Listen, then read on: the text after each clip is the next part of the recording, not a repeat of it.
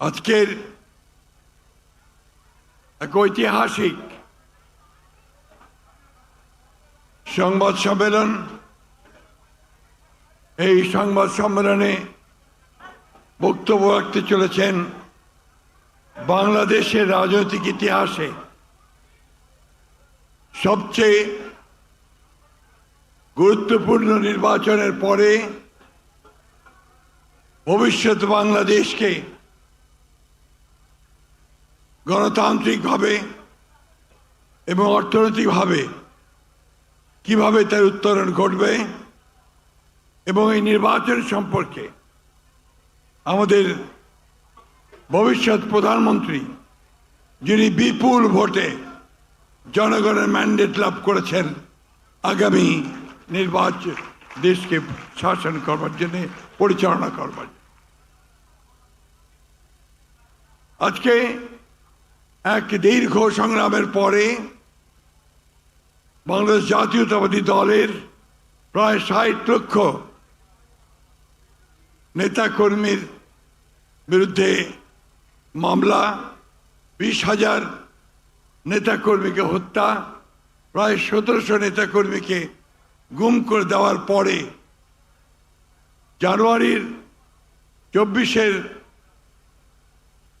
জুলাই এবং আগস্টে প্রায় ২,০০০ ছাত্র, নারী, শিশুর আত্মাহুতির পরে, রক্তপাতের পরে আমরা আজকে একটা গণতান্ত্রিক পন্থায় ফিরে যাওয়ার যে প্রধান ফটক, সেই ফটককে উত্তরণ করতে চলেছি।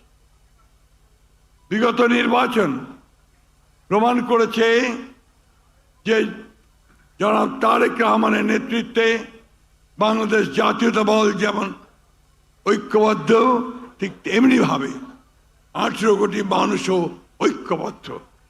তারা পরিবর্তন চায়, সেই পরিবর্তন হচ্ছে উন্নয়নের পরিবর্তন, অবস্থার পরিবর্তন, রাজনীতির গণতান্ত্রিকীকরণের পরিবর্তন, অর্থনীতির গণতান্ত্রিকীকরণের পরিবর্তন। এই নির্বাচনে বিজয় হয়েছে উদারপন্থী গণতন্ত্রের। আজকে আমরা কিছুক্ষণের মধ্যেই আমাদের নেতা, বাংলাদেশের নেতা, যিনি কয়েকদিনের মধ্যেই বাংলাদেশকে নেতৃত্ব দিতে চলেছেন, সেই তরুণ নেতা যিনি বাংলাদেশের মানুষকে নতুন স্বপ্ন দেখিয়েছেন, একটি পরিবর্তিত বাংলাদেশ, একটি স্বাধীন বাংলাদেশ, গণতান্ত্রিক বাংলাদেশ, সেই নেতা আপনাদের সামনে বক্তব্য রাখবেন।